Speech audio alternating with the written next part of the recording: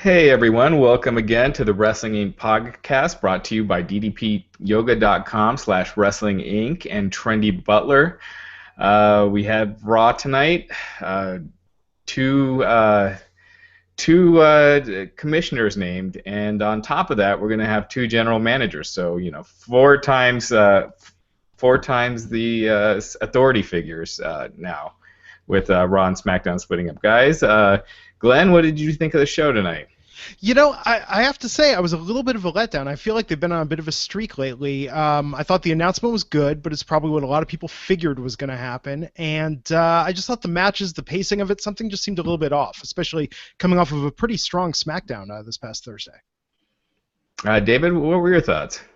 I'm kind of with Glenn. It was a little, I don't know if dull is necessarily the right word, but because it wasn't like a bad Raw. It wasn't like when we had the glut of bad Raws like last year or anything, but it was just kind of, it was there. And then, I mean, they had some stuff that was notable, but it just didn't really move along quickly. And then, we'll get to it in a bit, but we had, even by WWE editing standards, we had probably the most dizzying segment in Raw in a very long time. Just not a great show, but easy enough to watch. It wasn't a slog. All right. I want to introduce everyone to Glenn Rubenstein. Glenn, thanks for joining us this week. It's your first time on the podcast. Thanks for having me, man. Absolutely. And so, what were your thoughts on Shane and Stephanie McMahon being named, as the commissioners of the respective brands? Seemed kind of anticlimactic from my standpoint. Well, I think they're shifting the expectation now to this general manager position. So the idea is that we're going to get some, interesting choices there, perhaps. I think it's kind of what was expected. I was telling you before the show started, I would have loved it if Vince would have named himself, maybe have an angle between the two shows of Vince versus his kids. That would be kind of cool. But, I mean, I feel like this is what it's been building towards since the Raw after Mania, right? I mean, it seemed like this is the natural conclusion of where things were headed. Yeah, it just felt like if they were going to go with Shane and Stephanie anyway, that they should have announced from the beginning that Vince was going to name, pick if Shane or Stephanie was going to run SmackDown.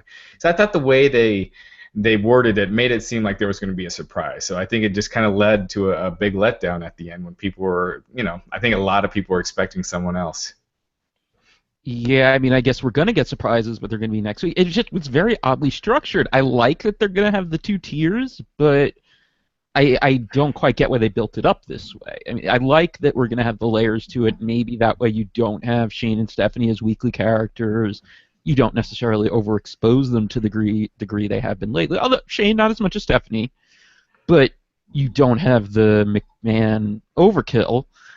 But it just felt like they did something to kind of drag an extra week out of it. You know what I mean? That's what it feels like more than anything. And then I guess we'll see next week, and that going into the draft. And you know what? It didn't. By the way, it didn't click for me until last night when I was watching that Twitter preview of the first half of the Mr. Robot premiere. That I mean, they're going to be relying on SmackDown to push Mr. Robot. Well, is Mr. Robot Tuesdays, or did I just make that up in my head?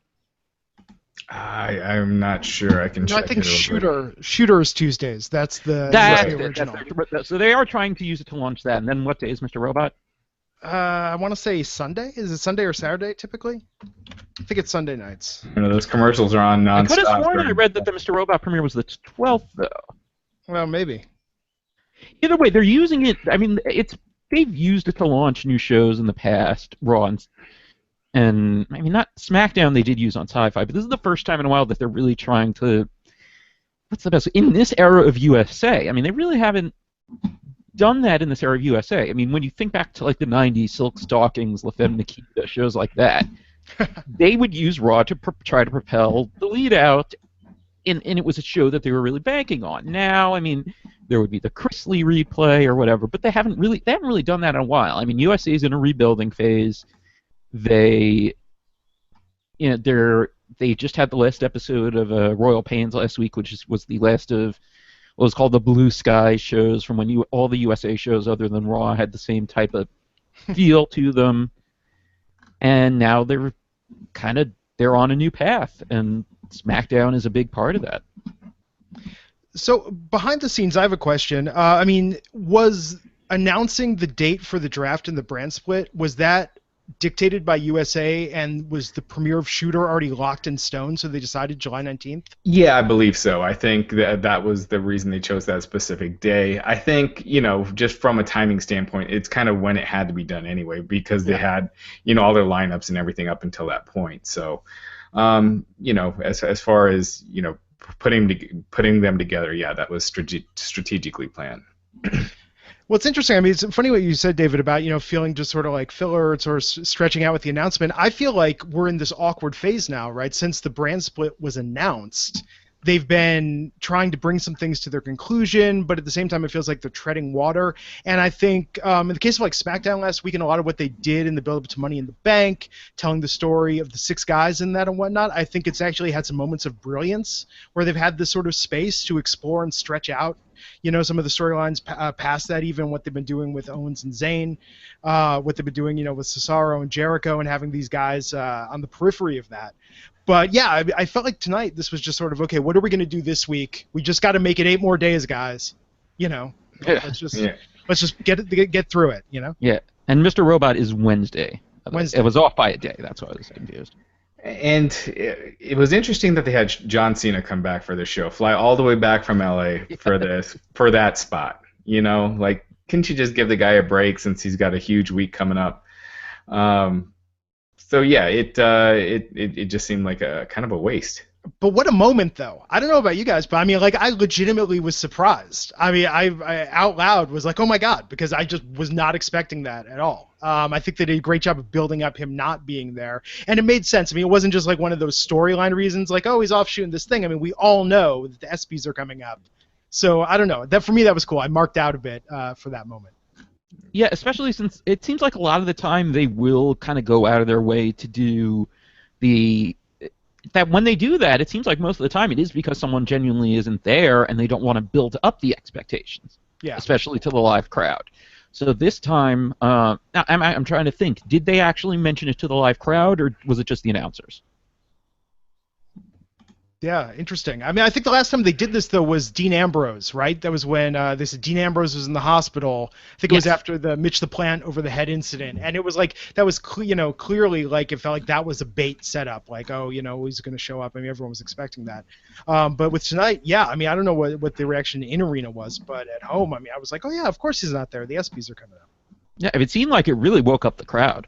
Oh, yeah. That was probably the best reaction John Cena has gotten on Raw in as long as I can remember.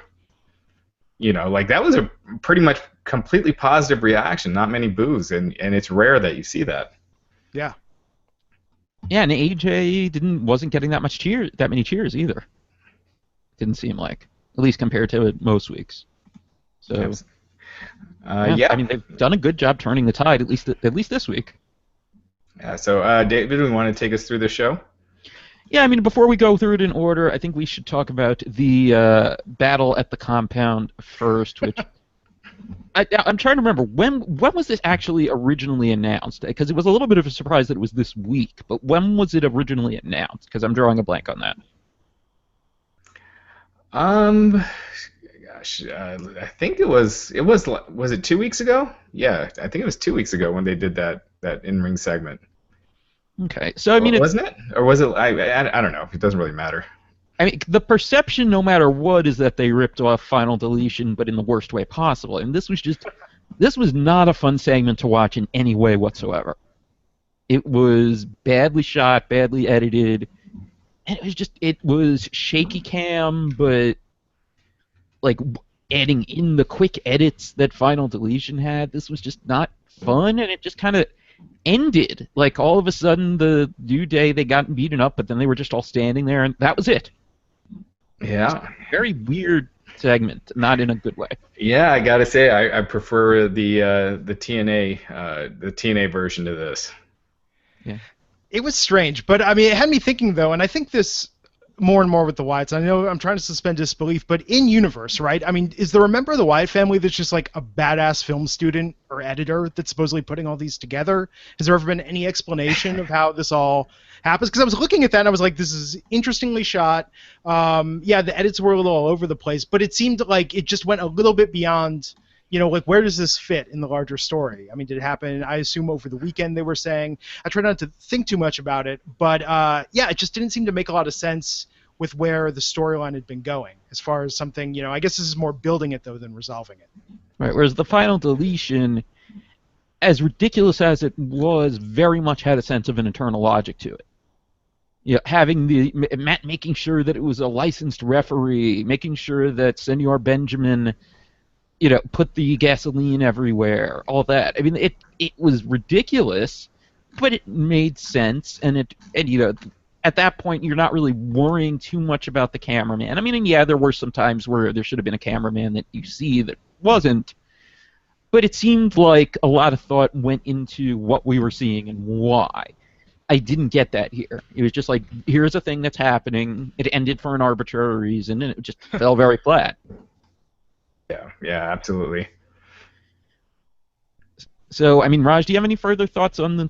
Like, did you get the feel of the ripoff, or like, didn't you just feel like it was a weird coincidence, I think or what? No. I think the idea was ripped off. Like, they heard that idea and they're like, oh, we could do something cool with that with New Day. Mm-hmm. I'm sure they assumed that they could do something far better in TNA and very different, so it wouldn't come across as like they're ripping them off. But yeah, I thought it came across flat. It was hokier in a lot of ways than the final deletion, because at least the final deletion was meant to be campy, so it comes across as hilarious a lot of the times. This came across like it was meant to be serious, and it just was too cheesy to pull off that effect. And the near kidnappings and using axes and stuff, it was just too cheesy. Yeah. Actually, I wonder if maybe the reason they ended it on New Day just being okay and staring down the Wyatts again was that they didn't want to leave it with the idea of, oh, they've been kidnapped and murdered. Like that sounds like an actual reason they would have. Yeah, but they've done kidnappings before on Raw, many times. But we weren't going to see them in the arena. So we wouldn't know until SmackDown or next week's Raw what actually happened.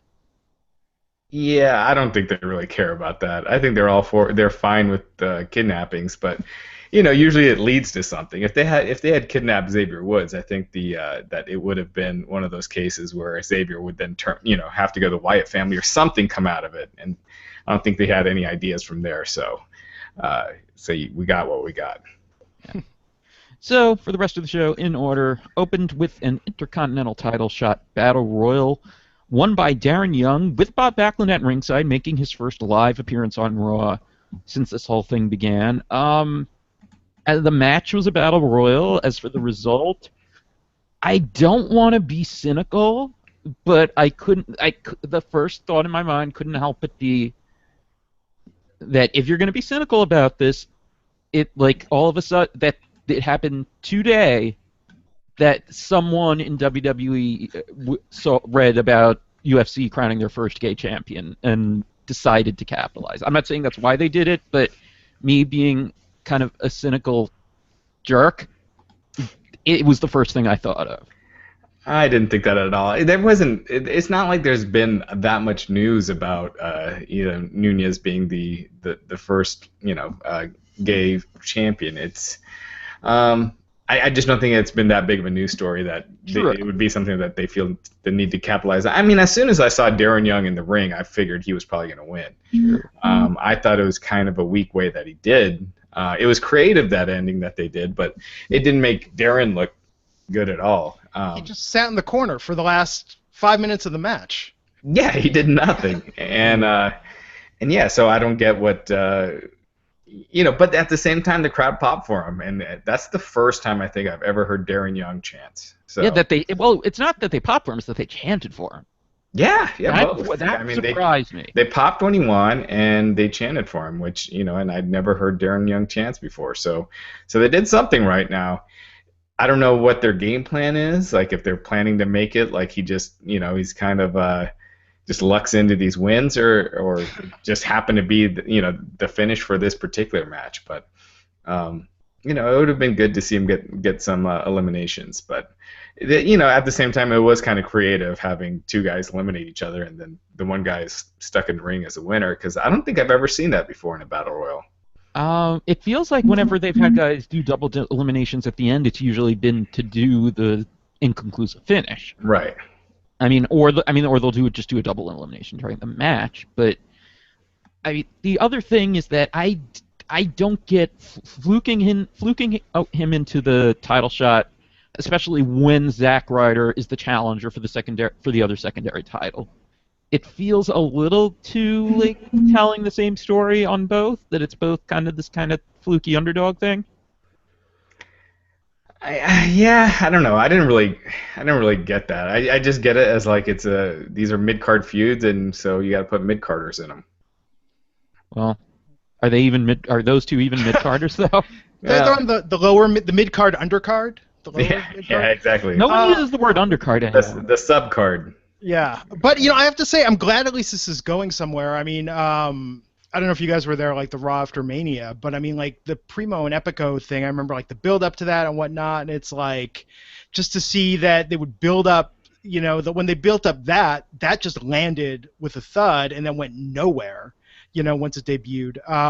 But I feel like with Darren Young, at least they're doing something with it, right? My big fear was they're going to do all these vignettes, and we're never going to see anything happen with it.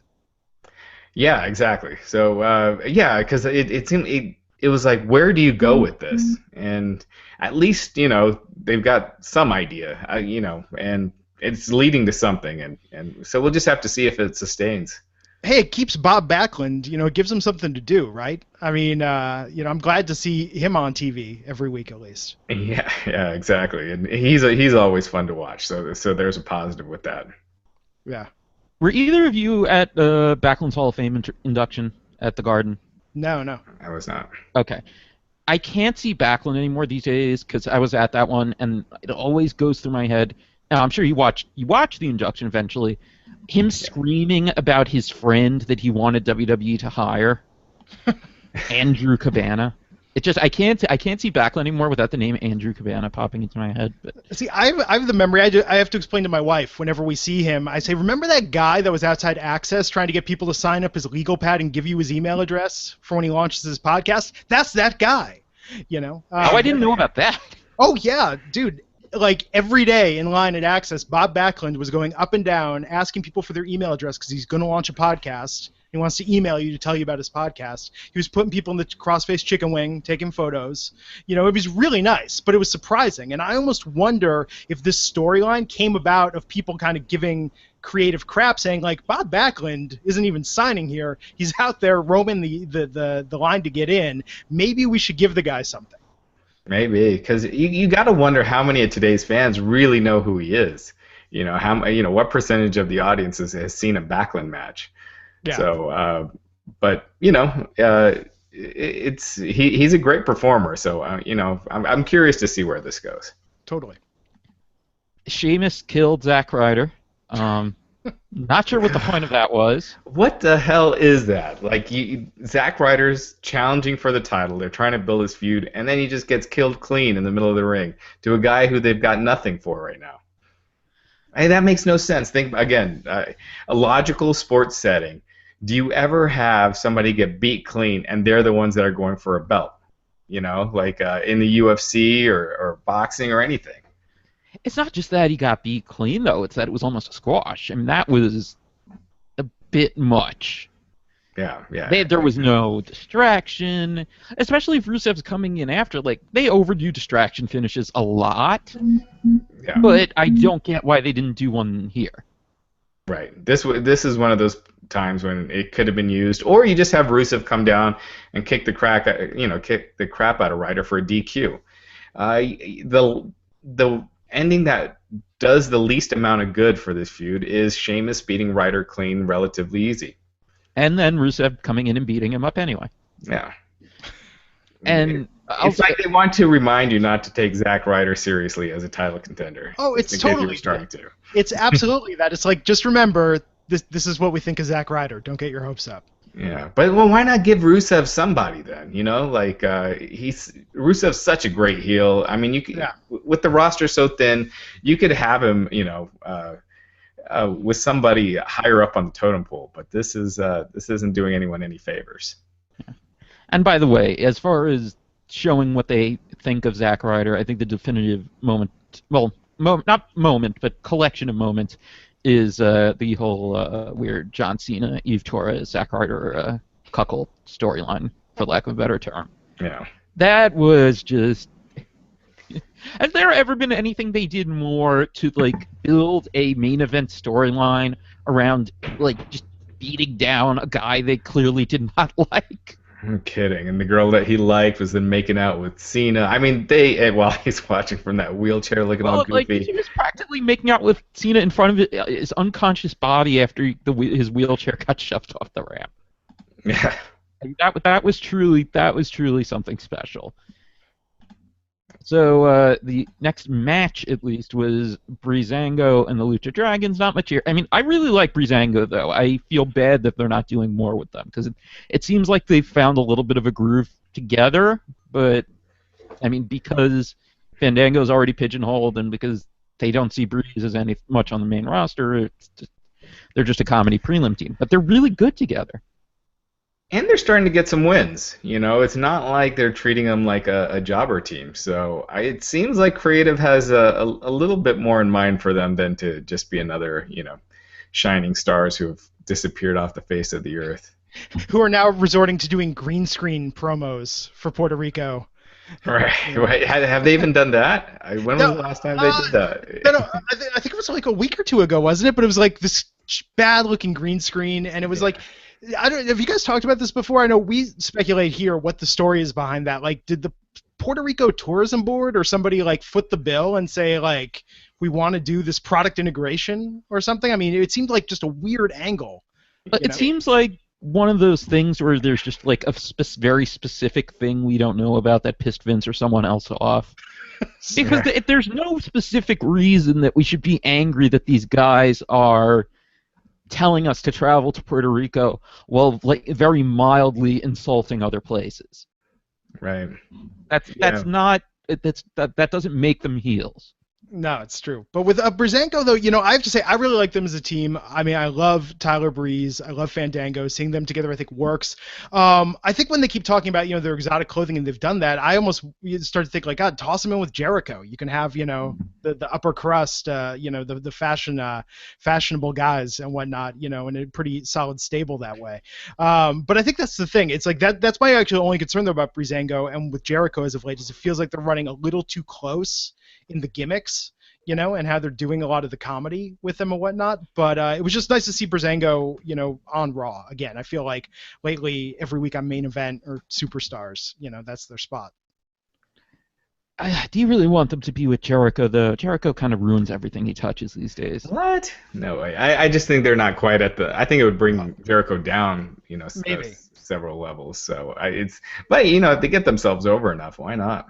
Yeah. But I have been liking this act, and it's good to see Tyler Breeze not being buried unmercifully since coming on the main roster. So yeah. So next up was the Rollins report, which Seth Rollins had been hyping up to this point with him interviewing Roman Reigns. Of course, it was the old Weird Al TV gimmick with splicing back between him and an old Roman Reigns sit-down interview.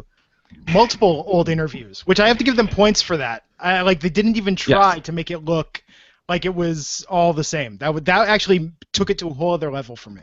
Yeah, and I mean, he had the championship belt for most of those. I thought that was kind of funny. They didn't even try to keep any time continuity on there. Sorry. I thought that as far as these goes, it was very well done. Yeah. I mean, because these can be very hit or miss, and a lot of the time in the past, they just haven't really clicked. They've been a little too. I can't think of what the word would be, but I thought this was better than these usually are, as far as at least hitting the mark, as far as being funny but not funny enough that people should like Seth. Oh. So I think it was just kind of just right there. I love watching Seth lose it more and more, and I'm kind of hoping that that's just what it's going to keep going with this, is just that he just unravels watching, Roman or Dean get all the glory and he can't get it. I really like that character, element of him. I think he's very funny when he's just kind of on edge that way. Absolutely. And Ambrose was out next, set up a match with Rollins for next week's show. Rollins did the I'd like to have a match here right now, but you don't deserve it type of thing, which they have really overused heels doing that lately. Yeah. I won't, but not tonight thing. I mean, that they've got to ease up on that for at least a few months. Yeah, and it's probably a good thing that they did this too, because I think there's a good shot that Rollins and Ambrose aren't going to be on the same roster after next week. So at least this way you get that match out of it. Yeah, I mean, I'm just trying to think. So when was their last singles match at least on pay-per-view or whatever? Because it was which pay-per-view did they do the Dusty finish at? That was like 2 years ago, wasn't it? No, because Rollins was champion when they did the Dusty finish, because they had two separate. Right. That was last year. Yeah. Wasn't it the first pay-per-view after Rollins won the title? Was that Money in the Bank? Payback? It might no. I can't remember which was Payback and which was Battleground at this point from last year. Yeah. They keep moving those around because they had Randy Orton and then they moved on to Dean Ambrose, but. Right. So I mean, it's been a while since they've had a singles match, so it's fresh enough. Right. I mean, it's not the freshest of the feuds they could do with him, but because Rollins has been out for a while, it works. I mean, if he hadn't been out, I mean, I'm sure they would have, repeated the match at various times throughout the previous several months. But I mean, this seems like a good main event for next week. They haven't really given any indications as far as what type of matches will be on the Draft SmackDown, have they? Well, when do they ever? The selling point's the draft, so yeah, I'm sure they'll announce something on Raw next week. But are they gonna do like interbrand matches? I mean, my gut says they won't because they realize they shouldn't. And it actually reminds me of something we didn't talk about earlier as far as the whole new commissioner thing. Shane making it very clear in his promo, at least saying that he's going to do what everyone wants them to do, different looks for the shows, new people being called up, etc. I question how much different they can make the shows look right now, because I don't see them getting a new set or anything like that. Well, yeah, I mean they will. Yeah, right? It's a separate touring company. Yeah, and I'm sure they're going to have a separate, a new, theme song, and I'm sure I'm sure it's going to look, different from what it does now, for sure. Well, I mean, it's a separate touring company in terms of the wrestlers, but I think it would be the same in terms of the production crew. I think so. What I read, and I don't remember where I read this, so you guys might have better info than I do on this, but I read that it's essentially that even SmackDown is going to be competing, doing Monday night shows. Yeah, yes, they're going to be doing Monday Night House shows. Right. So are you saying that what they will do then is they'll just have separate like board ops directors, cameramen, and whatnot? And that will be what travels between the two? I mean, I think they always did this. I mean, before in the previous brand split, it was always the same production people. Yeah, maybe. So I'd like it for the shows to be as different as possible. I think you're still going to have the same. It's going to be the same Tron, the same CGI. It's just you're going to have SmackDown with a new logo, new entrance music, maybe some new graphics and stuff. But other than that, it's going to be the same. Well, I mean, you know what they could do?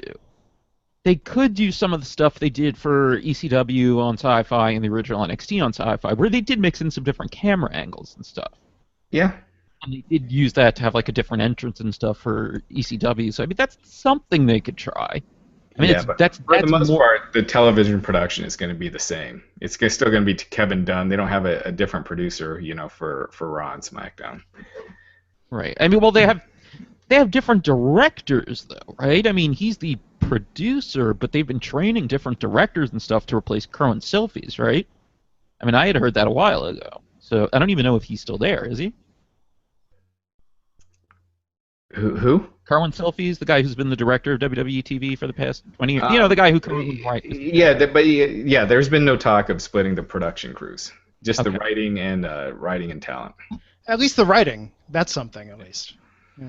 Well, they do already, for the most part, have separate rosters, but they do, the writers do, you got different people in charge of the Raw writing team and different people in charge of SmackDown. That makes sense. But they still all do kind of collaborate. So at least now they're going to be completely separate. Yeah. And of course that I was going to say it depends on how much Vince takes an interest in SmackDown, I guess, but it varies because, I mean, at the early part of the brand split, especially when Heyman was booking SmackDown, the shows did feel very different. Yeah, but yeah, for sure. I don't know if they would be as different now because it's not like they were all within the WWE philosophy. It's not like they were that far astray. Yeah. So Sami Zayn came out to do commentary, then he didn't. This was just a little weird, I thought. Well, I thought that was cool. I thought it was different. It was it was a little different from the norm, and I don't think I needed Sami Zayn on commentary for 2 segments, so I didn't think it was a bad thing. No, probably not. And then Cesaro versus Kevin Owens. I mean, this was good, but I think you expect, especially if it's going across 2 segments, I think I would have expected the match to be better than it was. Yeah. Yeah, I was really disappointed with this match. When I saw it was going to be Cesaro versus Kevin Owens, I was like, yeah, this had the chance to be the best wrestling match on the show, and it was just nothing. I don't know if they just had an off night or what, but I was really disappointed with this match. But on the upside, it did give us what will be an animated GIF we will see for years to come of Cesaro in JBL's cowboy hat dancing around the ring. Yeah, right. Titus O'Neil and Heath Slater. Titus won in short order. I watch this and I just feel bad that they don't give Heath Slater more to do. I mean, as good as he is, and he kind of thrives in these weird comedy trios, he's really talented. I mean, he's a really good wrestler. I mean, people forget when Bret Hart was doing his little return run in 2010. The guy they made sure he always worked with because they trusted him as safe was Heath Slater. Heath Slater is, I believe, the only person to get any offense in on Bret Hart in a 2010 WWE match. It was an eye rake at Madison Square Garden, but he's the only one to actually do anything to him. So there's more you could do with him. I mean, you could. He doesn't have to be like a serious threat, but he could be. He could be like how Santino occasionally would have this one competitive match where all of a sudden he's doing well. Yeah. I thought I think Heath is. I mean, he's charismatic. He's funny. He's a natural with all that stuff. I think the Rusev feud just killed Titus. Man, like when he came out tonight, it was just. It was just silence and and more boos than cheers. I think that feud really hurt him, which. Rusev should have went over in that feud, but he's got if they're looking to keep Titus like up in the upper mid card, they've got some rebuilding to do. Well, you know what it is? It's not that he lost; it's that they invoked his kids and he lost. And then the 4th of July. Yeah, but I mean, his whole image is this whole Father of the Year thing now. I mean, that's kind of why they really decided to run with him more. And to invoke his kids into the storyline, to have him not really get any revenge, that killed him. No, he looked like a chump because, he was kind of, fighting his Father of the Year, lost on Father's Day. And then on the 4th of July, he comes dressed as Apollo Creed and then, gets squashed again. I think it was just the ripple effect of that 60-day suspension. It was just like someone, probably Vince, someone was just like, I know what we're going to do when he comes back.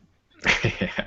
But why even give him the little push anyway? Because it makes it that more tragic. You get his hopes up. Because, of course, I was thinking this. It's Father's Day. Of course he's going to win on Father's Day. His kids are there. Oh, okay, he didn't win then. It's the 4th of July. He's going up against Rusev. It's patriotic. Of course he's going to win.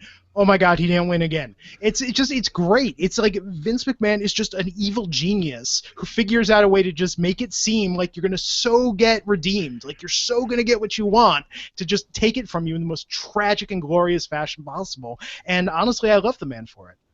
Yeah, and you know what? This is one of those cases where a push is, it's more hurtful than not being pushed. This is like one of those Zack Ryder Kane things where ultimately by the time you're done, you're way lower than you were before you were put in this program.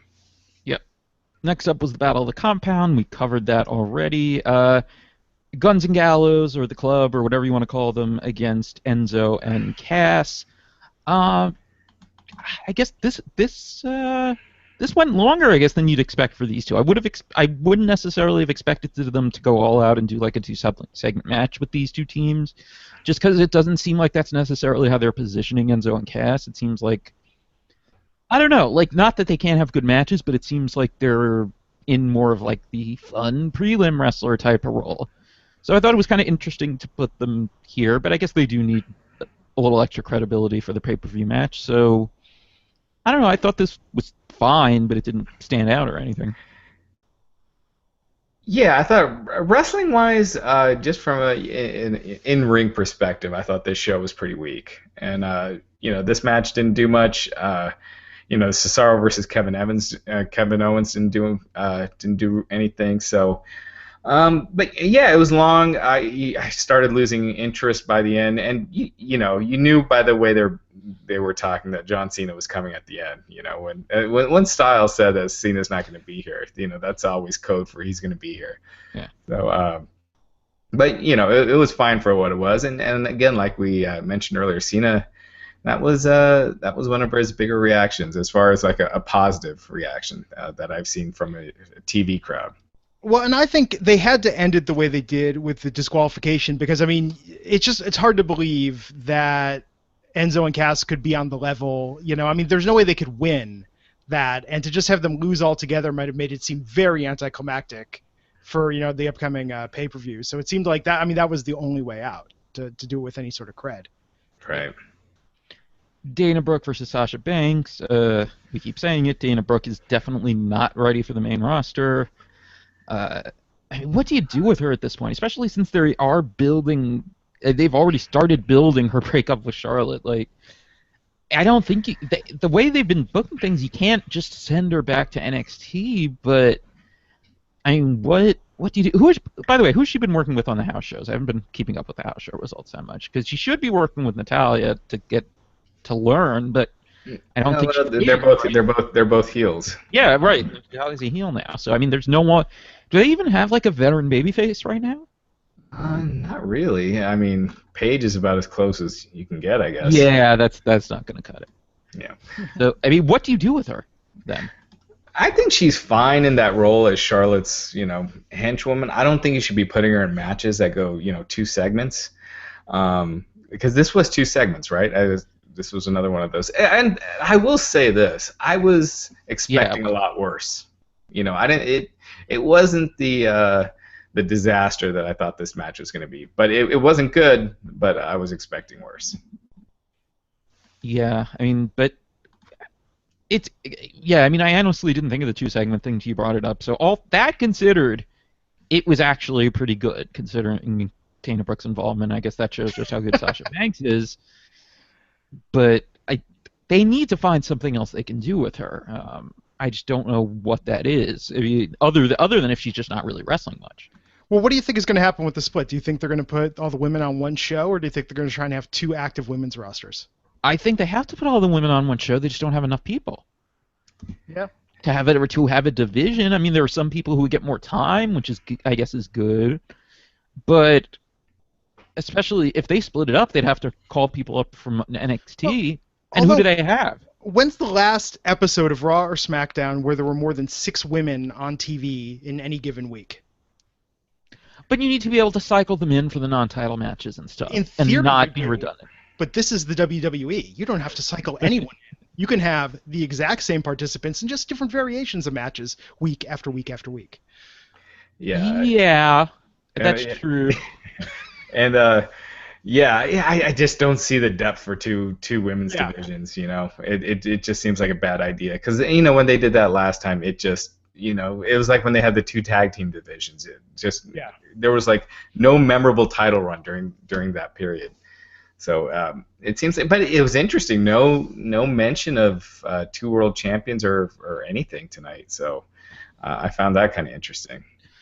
I really hope they don't do it. I mean, I know it seems like they are, but I really don't want them to do it. The best part of the brand split was early on when they had the champion going between those shows. That was awesome. It made the title seem so much more important. Yeah, I think for the world champion, give them one of the nights off, on the weekend tours. Don't have them work the Friday shows, so that way they're still working Saturday, Sunday, Monday, Tuesday. It's the same schedule everyone else has, but you got the champion on both shows. So I definitely think they should do that. Or It actually, was they wouldn't be able to work the Monday shows. right, but it was so disappointing when they cut that off. I'm trying to remember exactly which month the brand split started. It was what, May or June, 2002, It was no, it was or was well, it April? About May. Let's say May. So it was 3 months at the most no, that it they had to. started the year before, right? No. It was Was it that originally going to quick? start the year before Okay. because of when they were going to do it with WCW. But Right. then they Yeah, didn't. yeah, yeah. Right, but that's why you were thrown off. But it just that they cut it off after 3-4 months, whatever. And the way they did it, and then when they do split the titles, and the thing with Triple H, where he gets handed the belt, which is supposed to get him heat, but everyone just resented him. Just it didn't click, and yeah, it leads to one belt being seen as inferior, and so on and so forth. And we talked about the closing segment, so I guess that's it for. I mean, we talked about that earlier, so I guess that's really it for Raw. I mean, we didn't talk about too much about the segment in specific, actually. Yeah, I mean, do you have let's, anything to say about? We talked about the general storyline. Before we get into that, I need to remind everyone to check out Trendy Butler, Yes. fantastic clothing service that does all the work for you. You select a style profile, and Trendy Butler has a stylist hand-pick clothes to cater to you. Their technology personally caters to each user's style, preferences, and overall personality. And even better, for only $65, you get over $150 in designer clothes. So make sure you use the code Wrestling10 at sign up to get $10 off, and visit them at trendybutler.com, as well as on Twitter and Instagram. And as always, check out DDP Yoga, specifically their awesome Max Pack, used by the likes of Chris Jericho, AJ Styles, John Cena, and tons of other WWE stars who love using DDP Yoga. You can get a special offer with 3 months of the app free at ddpyoga.com/wrestlinginc. And also make sure to check out the Resurrection of Jake the Snake, which is now available on iTunes, Google Play, PlayStation, Amazon, and Vudu. So make sure to check those out, and tweet DDP Yoga and let them know that we sent you. Such a Don't good forget documentary. Don't forget Sorry. Netflix. It is and on Netflix. Yeah, it's on Netflix now. And yeah, it's So an good. amazing documentary. And a buddy of mine who's not a wrestling fan was just checking it out the other night on Netflix and texted me because there's a couple scenes where there's a Wrestling Inc. screenshot, and Yeah. it was just blown away by the movie. It's amazing. And he was on the phone with you in that one scene, wasn't he, Raj? I thought I heard him drop your name. Yeah. When Jake was trying to chew me out, yeah. No, but that was an amazing documentary. I just think if you want something that is really going to have you feeling really good, is very inspirational, just very interesting. I can't recommend that enough. Absolutely. Raj, what were you more proud of? Being in the documentary, even in that little bit, or a Wrestling Inc. article being an exhibit in the Hulk Hogan Gawker trial? They're both pretty. They're both pretty different in their own ways. So, Yeah. as for the actual content of the closing segment, I thought it was what it was. Vince was fun to have back, as always. Stephanie, I thought, was a little off. I feel like she just, after being on such a great streak for a while, I don't think she's been quite as good lately. And Shane just came off like a total goofball with his celebration when he found out he was getting SmackDown. Yeah, it was fake enthusiasm at its worst. Shane's him being paired with Stephanie just killed a lot of the momentum that he had when he was originally guest hosting Raw, even though he shouldn't have been Raw GM with the WrestleMania step. They completely undid that, but it's just to the point where I don't care to see either of them for except for special appearances. But the fact that they're doing this angle now where they're going to have their own GMs, hopefully that scales them off TV a bit, and you get a couple fresh new faces. And I don't know if you guys have any. If you had to pick one for Raw and one for SmackDown at GM, who would you guys pick? David? That's already under contract, or just anyone that could conceivably be signed? Do either. Kurt Angle SmackDown. Raw. This is. I don't know. I mean, because Angle would be the perfect fit for what they're going to want to try to do with SmackDown. They're going to want to make an impact. They're going to want to have someone who can fit with the whole. It seems like they're going to want to go for the whole we want to bring competition type of thing, which they did with Heyman SmackDown too. Raw. I mean, who would be a legitimate surprise that would fit, and also that would, I guess, fit as someone Stephanie would pick. I was going to say Daniel Bryan for SmackDown because that seems like someone Shane would pick, Well, I don't think that's going to happen though. I think he had to be talked into doing the cruiserweight thing. He's not going on the road. I don't think he really had to be talked into doing the cruiserweight thing, and from all the interviews that he's done, and who knows behind the scenes, but it sounded like he was really looking forward to that. So I mean, who knows? It's been long enough that that maybe he's gotten over or it's not going to be so hard for him to be so close to what's going on. Maybe not, but if he's willing to do it, I think he would be a perfect choice for SmackDown. See, I think for Raw, I mean, semi-realistically, I think Foley would be good. Would be interesting to pair with Stephanie. Try and bring Raw back a little bit to its roots, somewhat, at least the roots of the Attitude Era, maybe. SmackDown, dream booking for that. CM Punk, of course, with Shane.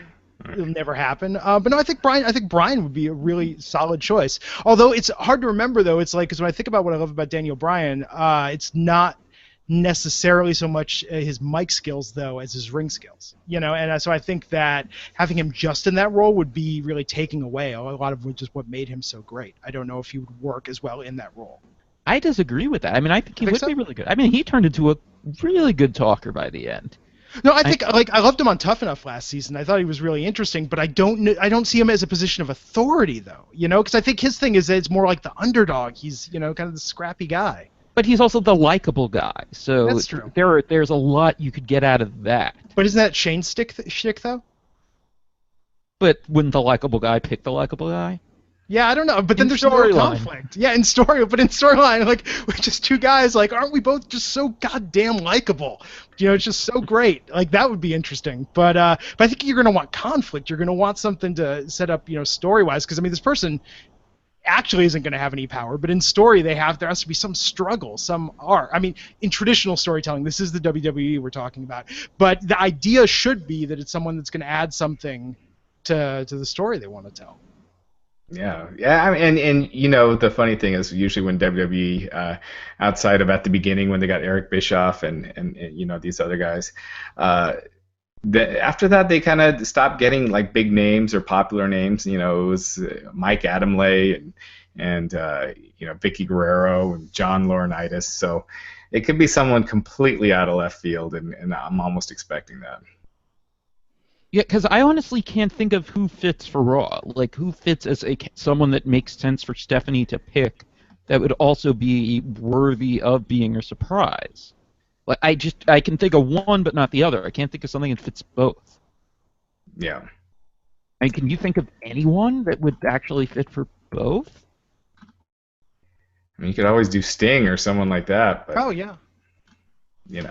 But I don't think Sting makes sense. I mean, you could do the, like, oblivious Stephanie thinks this person is going to go along with her type of thing, which does kind of fit her character, but otherwise, I'm just not sure where that goes. I mean, by the way, why do you... Go ahead. Oh, no, say what you're going to say. Why do you think her performances just haven't been quite as on the mark lately? Because she was really strong for at least a couple of years there. And it just seems like lately, I don't know if it's the material or what, she just hasn't... She was one of the highlights of the show for a while, and just lately, I feel like her work's been kind of flat. I think she's been the same. Really? Yeah, I mean, she just hasn't been given as many lengthy segments, but not as much in ring. But I think she's been the same. And she doesn't have Triple H, but yeah. But when she has someone true, she doesn't have him to play off of. and that's the thing. I think you need someone to play off of, even as an antagonist, right? Because I mean, her and Dean have been really good. Though when they had that segment a couple weeks ago, I thought that was really strong.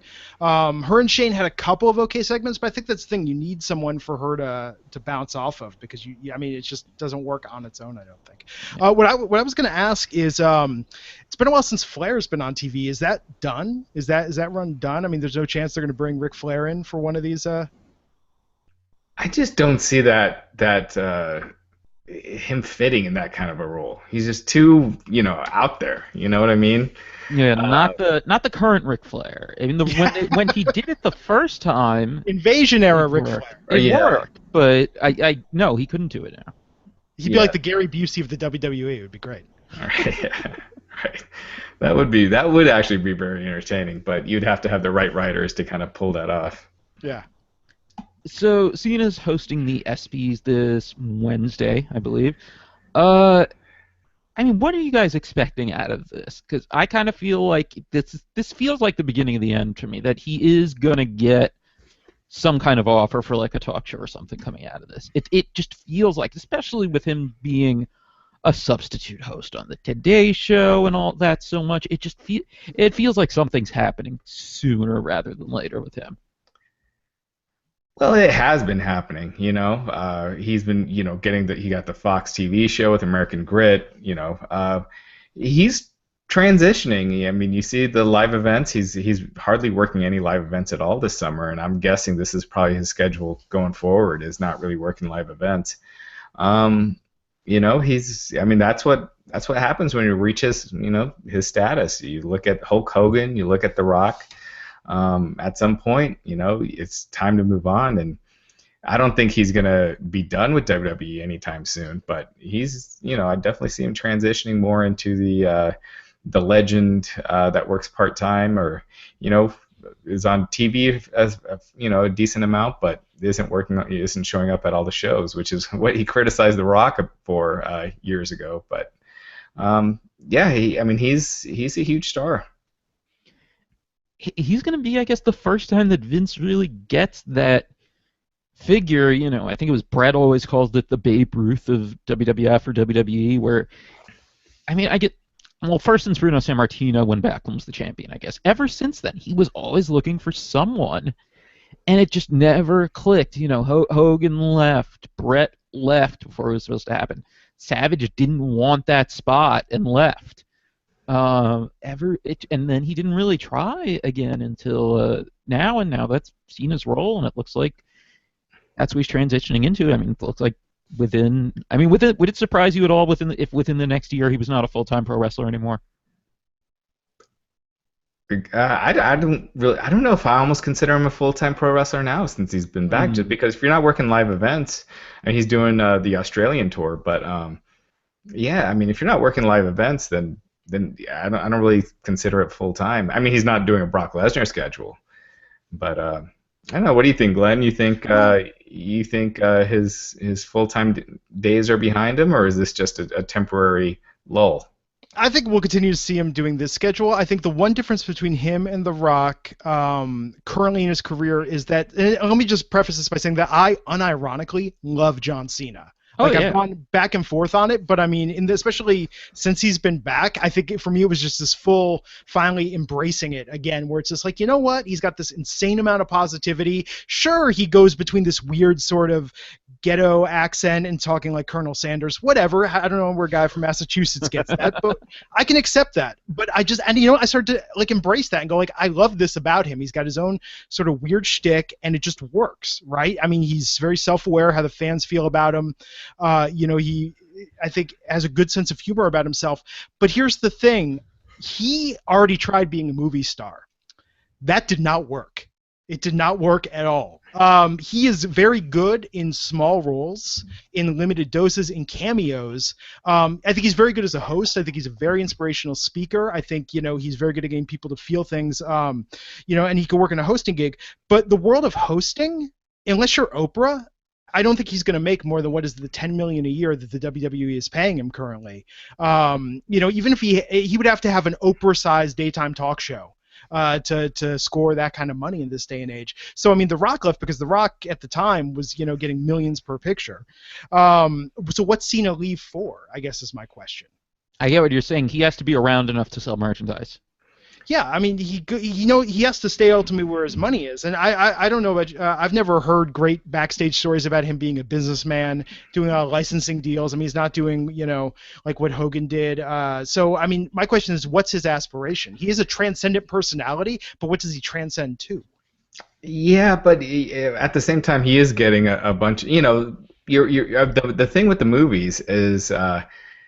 He's gotten a lot more attention for his movies with these small parts that he's doing, and that could lead to real roles as opposed to the WWE Studios movies. Like, I don't know if you could call his movie career a failure just yet, just because those movies he made were low budget. And I love low budget movies. I mean, I'm a big fan. I thought 12 Rounds, like the story of 12 Rounds, like that was right up my alley. I was into it. The issue I had with 12 Rounds wasn't even the writing, the pacing, the story. It's the fact that John Cena looks really weird being like, I'm just a detective, an everyday guy walking around there, where it's like, dude, like, it's just not believable. I think that's the problem he has, is that could you accept John Cena in just the regular, aside from a bodybuilder, wrestler, boxer, what else do you see John Cena as? Right. I've had that problem too with Cena and The Rock as of late too, where when you see them next to normal human beings, they look strange. Yeah. So if it's not the character, what are they? That's kind of the Rock. He chooses roles where he's not an everyday guy. Central Intelligence. That's a huge part. That's the gag. Is his, how huge and jacked he is compared to where he was before. So there is a market for that. It does seem like it's kind of taken already by The Rock, but I just don't see Cena in the position that he's in now, wanting to work live events and do that travel. I don't think he's going to be off WWE TV. He's probably still work every pay-per-view, but I just don't see him keeping up that live event schedule. Well, and also as far as the trajectory though, and then we'll move on from this. Like as far as the type of roles, we do have to remember though, the way The Rock's career has gone has been pretty strange. Yeah. He started as this guy who's like, oh, he's going to be the next Arnold, that whole thing. And then that didn't really work. And then he kind of tries looking for other types of roles, or other types of roles that were written for him, like the role in Be Cool, which Vince McMahon did not want him to take because Vince McMahon did not want him to play a gay character. There was, what was the weird post-apocalyptic movie with Sarah Michelle Gellar that he was in? Yeah, the Southland Tales. Oh, thank you. Oh, yeah. There was that. He lost all that weight and became skinny actor Rock. And then and then he gets the niche with the Disney movies, and that's his career. It seems like that's going to be his career. And then all of a sudden he starts doing the action movies. Which was the first one that really clicked as far as the action movie career? Fast Five. Yeah, that's what I was going to say. It was Fast Five. And then after that, all of a sudden he's an action movie star again, and he's one of the biggest movie stars in the world. Just that career trajectory for him was weird enough that I don't think you can just write off Cena as becoming a movie star yet. Maybe not a movie star at the level of Rock, but as far as being a headliner. It's not likely, but it could happen. Right. Again, I think just that market is kind of filled right now as far as like a wrestler or action movie star. But we'll just have to see. But he's getting a lot of other things on his plate. Just look at when Bret Hart took time off. It's not like he was getting all these movie roles or anything like that. You just get other stuff, and you just get tired of the travel. The kind of schedule that he's done, and the Make-A-Wish, the appearances and all that. It takes your toll at some point, and he's nearing 40. It's a lot for a person to handle. So. But yeah, I still think he'll be on TV and take projects here and there when he can. But I think his live event days are coming to an end.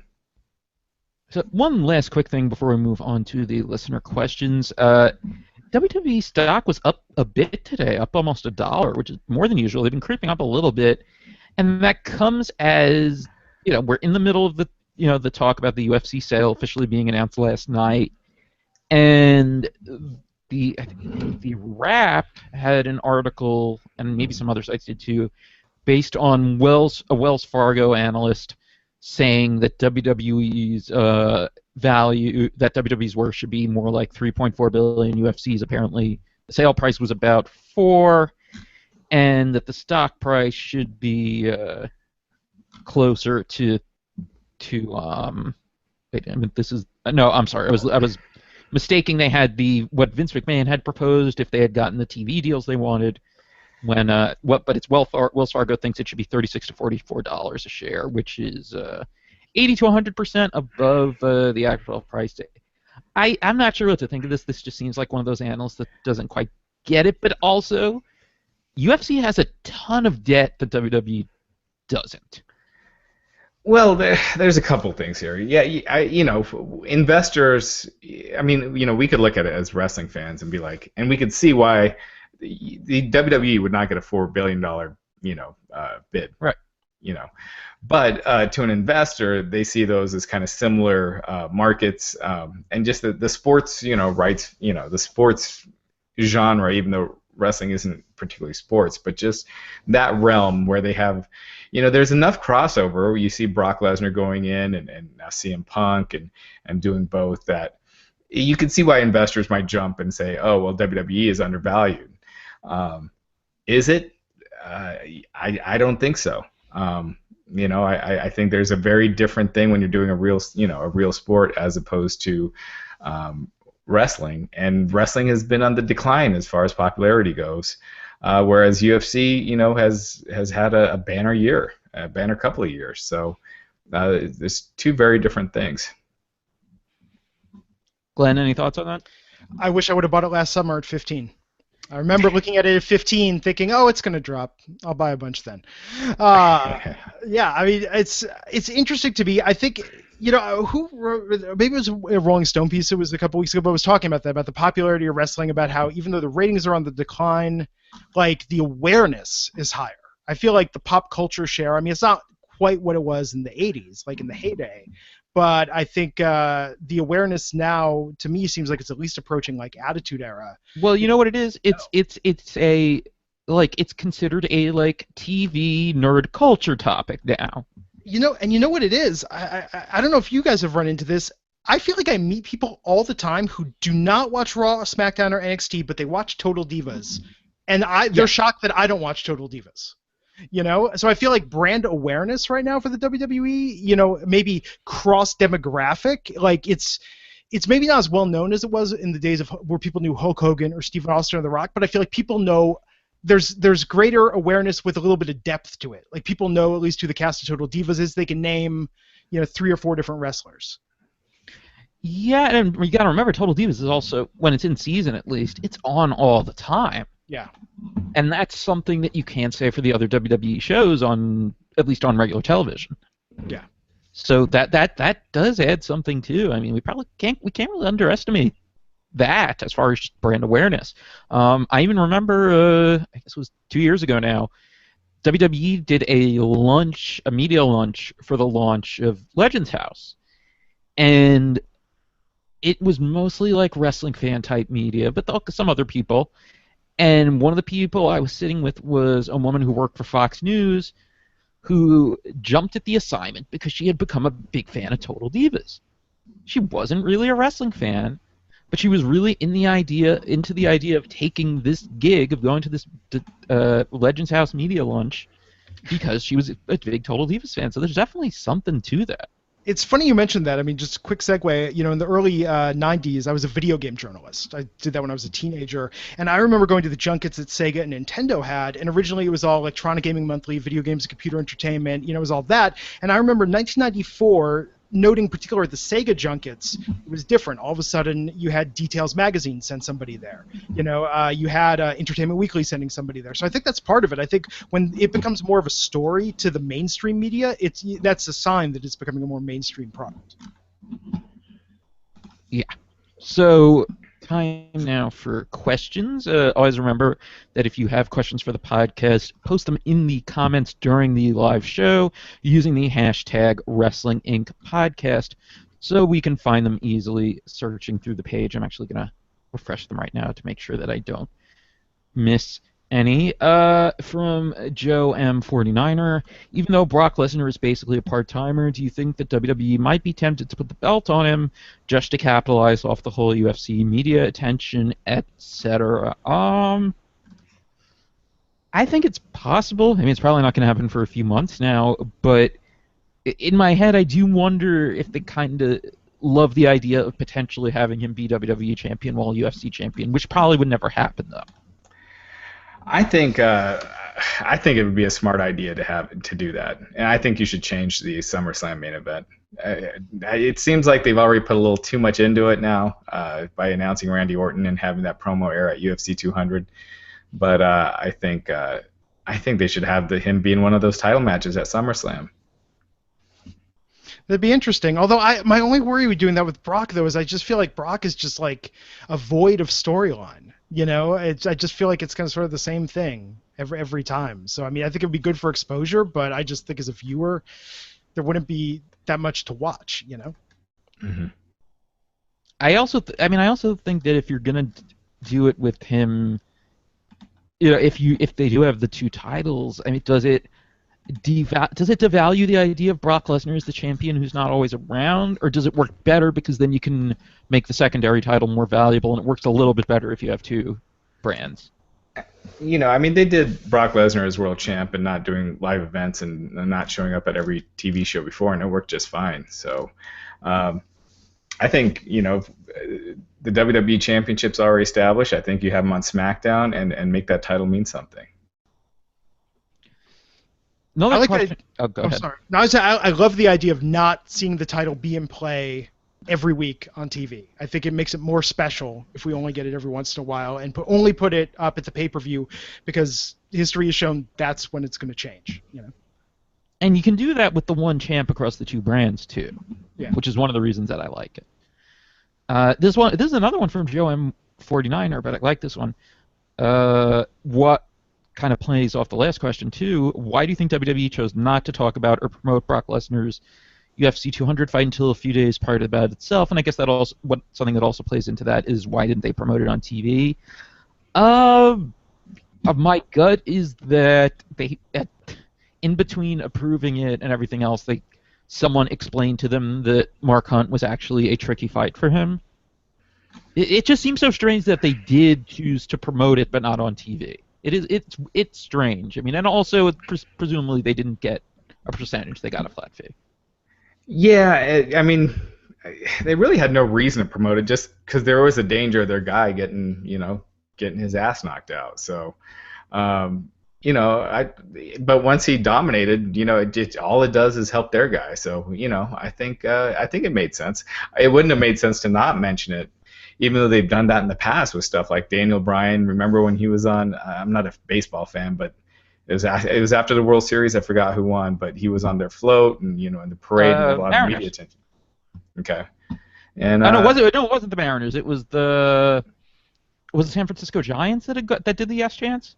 It might have been, but I mean, regardless, yeah, he, you know, not mentioning it was it just made no sense.